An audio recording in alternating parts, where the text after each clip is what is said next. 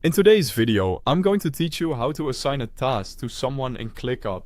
To get started, open ClickUp and navigate to the list that contains the task you want to update. This is important because tasks can live in different spaces, folders, and lists. So taking a moment to make sure you're in the right location will help you avoid editing the wrong item.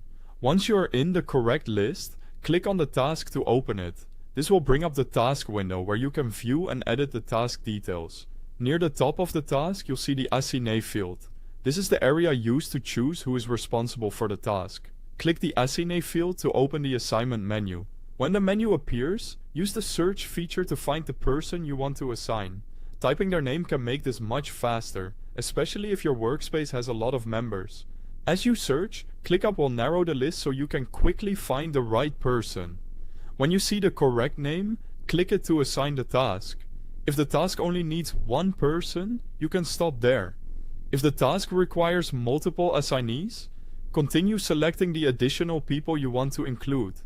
This can be helpful when a task is shared between teammates, or when more than one person is responsible for completing the work.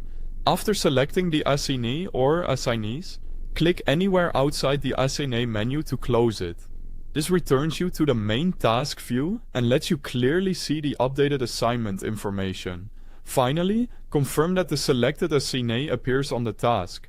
This quick check helps make sure the assignment was applied correctly. If you added multiple people, verify that each name is listed. Taking a few extra seconds to confirm this can prevent confusion later and helps everyone stay aligned on ownership and responsibility. That's all there is to it. Assigning tasks in ClickUp is a simple process, but it plays an important role in keeping work organized and making sure the right people are accountable for the next steps. Thanks for watching.